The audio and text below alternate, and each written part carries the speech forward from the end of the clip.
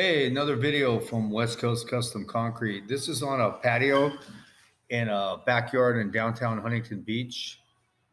This was a super tight area. When I bid it, it had water drainage problems because the house foundation is the same height as the garage slab behind me, and there's an alley, and it was really tricky to get the water out. And I did a cardinal sin, and I didn't measure the door to come in there with the mini, and I showed up with the mini to break it out and grade it one day and set it up, and it didn't fit through the back door. So I had to do it by hand, and we had to change elevations. I didn't anticipate where I am right here, putting foam around the pipes. I had to take about 2 yards of dirt out of the side of there and take a piece of concrete out front to lower that whole side. I drained the water out that side. I wasn't sure how we were going to get water out of the backyard, but we ended up doing it down that side. And both sides had one had a gas line, one had a water line, a hose bib. You couldn't get a wheelbarrow, so you had to come up the garage in the middle. Here's the slab out front we had to take out. We had to lower it. We had an elevation for the back approach, and the other one was lower, so we just made a swell in it. And then there's a footing holding up the center of this house right there where there's existing number 4 sticking up. So we just bent it over and tied our cage into the existing footing. So it tied it all together, made it super strong. The planter, we made it a little smaller, and we put some curvage on it, rounded it off. So they still have a nice planter. We put the rebar about 24 on center, poured it with a high PSI, a 3000 PSI.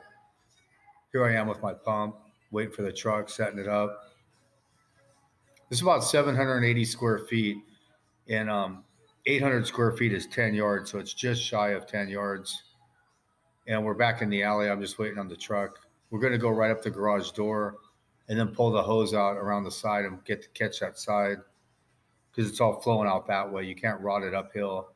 You got to rod it the way the flow is going. Backing in the truck here. We put a 1% polar set in it, no fly ash, because a lot of it's in the shade, and it won't cure, it won't bleach even. So if you don't put any fly ash or additives in it, there's only one way it can bleach, and that's all even. So you don't have to worry about the stuff that's in the shade. It'll cure out and bleach just the way you want it to. Here's the flow. We went from one side of the house to the opposite side of the garage. It's going to flow the way that board is right there. The water's all coming out that side and out in the alley because it's sat by the back door. It sat up to the right. It was dead flat, so it was super hard to get it over there. We just lowered one side. Here I am washing my pump out. Just one load. We pumped 10 yards. I got 3 finishers on it, so they can crawl it. There's no access really, so you got to crawl the whole slab and the side there. So we lose one guy on the side of the house, and then I got 2 on the back. Put a lot of joints in it from pole to pole because it'll crack off each pole. So we jointed it. It came out super nice. I was really happy with it.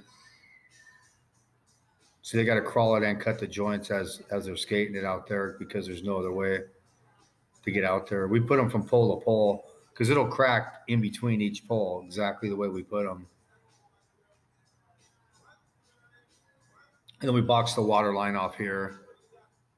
Here's where we put the swale where the water will come out. We lowered that way down. Javier is on it. And then we had to crawl back through. We had to get back across and put a broom on it. Came out real good.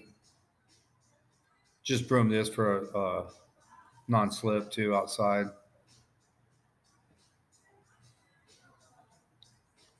There it is. Thank you very much for watching my video.